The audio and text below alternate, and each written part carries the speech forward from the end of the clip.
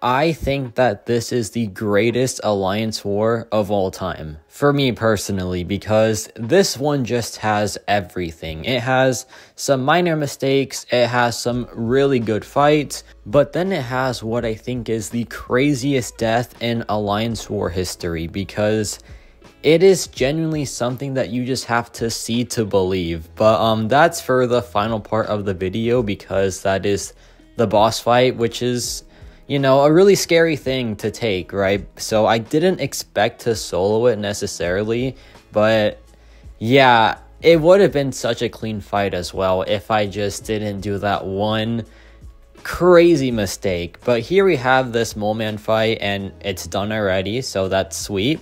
Now we have this Nick Fury here, a rank 5 Nick Fury on Ebb and Flow knockdown and heavy hitter, and I'm going to use Kushala for this fight.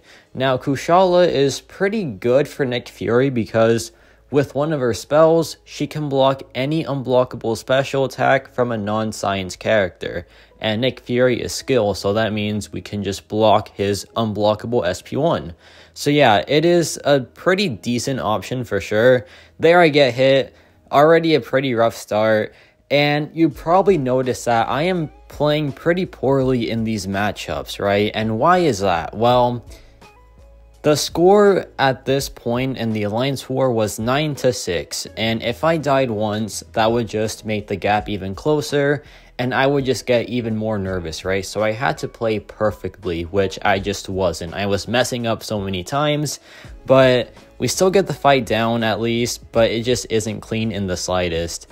Now, usually I'm not one to care about alliance wars that much. I just don't want to like die and lose the war for my alliance. That is my main goal, right? I just don't want to mess it up for everyone else. But this war I cared a lot, and Kushala, by the way, is just destroying this fight. Here she blocks the SP1, which is unblockable because of that one spell, which is so good. There I get hit again, which is pretty annoying, but it's whatever. Here I drop the SP1, I knock him down, get the protection off, and now we're just in a great spot. And yeah, the fight is just over. But like I was saying, usually I don't care about Alliance War that much, but this one I did care about because this was against Salty. And Salty, if you don't know, is my ex-alliance. I think Salty is a great place. When I was there, I really enjoyed it, but I just had to leave because something happened over there and it just wasn't a good situation at all. And yeah, whenever I face my ex-alliance, I'm just like, okay, we gotta win this, right? Because if we don't, then guess who looks like a Muppet for going to an alliance that loses to my ex one? Me. I look like a Muppet for doing that. And I definitely am a Muppet after this alliance war because yeah, I just cannot believe I still did what I did at the end of the war, but you'll see in a bit what happens. But now we have this Hulkbuster matchup, and Hulkbuster is just so crazy good. Check this out. We're going to drop the SP2, get some pretty nice damage there, get a parry going, drop the combo, some nice medium attacks, and just regular combo hits. And now this matchup is pretty much over. Just simple as that, because we drop the relic, we go back in, drop another 4-hit combo, pause for the block, then I drop my SP2, 35,000 crit, and Hulkbuster is just insane, right? But now we have this Joe Fix-It, and this fight is just beautiful. It is pure cinema, because this was Mole Man's, I think, best fight this whole entire season. Check out how perfect this is. I'm gonna go in, the loading time is a bit worrying, but it's fine. Drop my heavy attack now, then we drop a combo, and then we drop the heavy attack again, and now we're just in a perfect spot because check out this damage output. I'm gonna drop 2 hits, drop the SP2, and look at those beautiful crits. We're back to another SP2. There, I drop it again, and yeah, that was just the perfect Mole Man fight. 20 seconds right there. It is just a thing of beauty, really. But now we have the Kushala fights, and these are just so exciting. So first up is the Score mini-boss, and he is on Make a Stand, One Eye Open, and also this like power efficiency node. Basically the usual Gore placement. Longshot can do this in up to 20 seconds, but Kushala is honestly pretty close as well to that time. Because check this out, man. It is just some insane stuff. We're going to drop the heavy attack. We're going to get the intercept, which is perfect. Now we are in the best spot possible, right? So here I dropped the SP2. The Soul Barb just doing a ton of work already. And look at that damage output. It is just simply insane. Here he drops it again, which is even better. And now we're just in the perfect spot because I dropped my SP2 again. He gets knocked down, so the protection is now off. And the Soul Barb damage is just unreal. And yeah, that was about a 29-second fight. Just some crazy stuff. But honestly, this might be even crazier. This is a rank 3 Maestro on Conflictor, and that health pool is just insane, right? It is massive, but Kushala just doesn't care because check out this fight. Oh, and by the way, right when the fight was about to start, I got a phone call, so my screen recording just stopped, and that was already a massive, annoyance to start the fight, but I don't care. We're just going to go back in, miss the intercept, which is just perfect. And yeah, not the best start to this matchup, right? But we dropped the SP2, and now things get a lot better from here on out. So here we can just go back in, drop another SP2 in a bit here. And this fight is really important to not mess up because with Kushala here, it is a percentage chance to inflict a passive Soul Barb based on your spell count. And if you mess this one up, then yeah, it becomes a debuff and he will just purify it. But that never happened in this fight, so we just crushed that one completely. So that was honestly a really, really good fight there. A rough start, but we managed it, right? But now we have this Onslaught boss, and I just want to let you see for yourself what happens. I want to see if you can notice anything weird about this fight.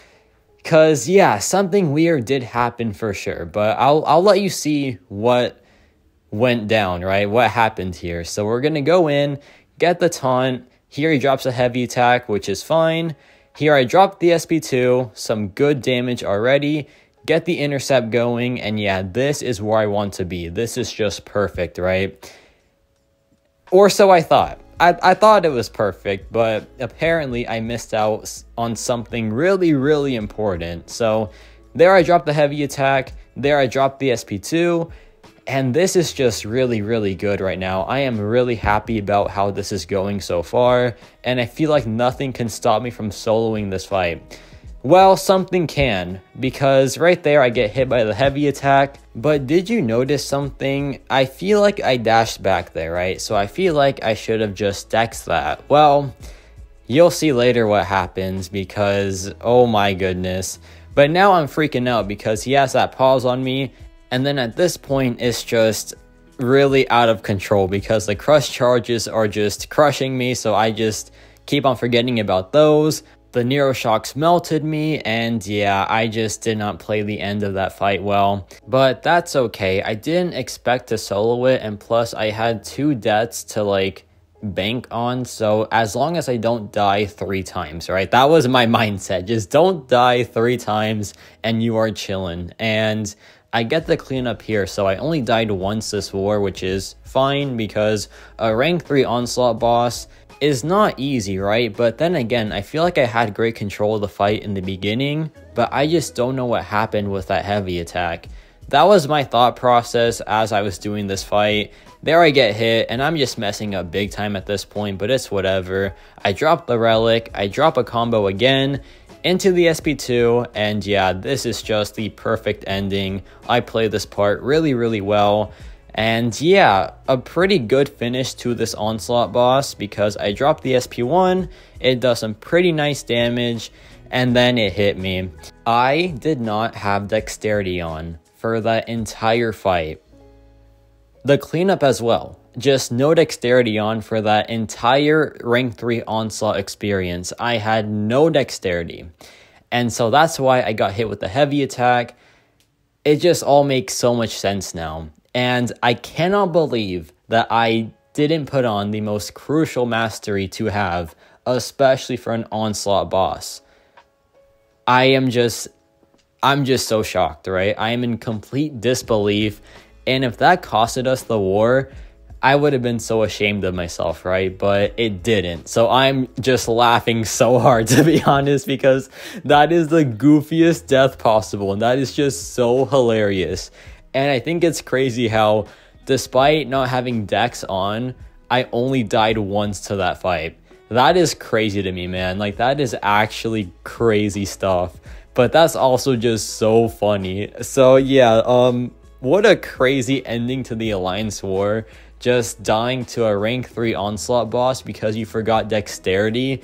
If I had that, it would have been a pretty clean solo, to be honest. I still cannot believe that happened, though. Like, that is just insane. Of course, I have to work on that for future wars, but since this war is over and we won, I can just sit back and laugh and just, you know, take in the victory despite doing the goofiest thing in Alliance War history. So yeah, let me know your thoughts on this war video. I thought it was pretty cool. There were some pretty clean fights for sure. Then there was just that absolute dumpster fire of a boss fight. And yeah, that's about it for me.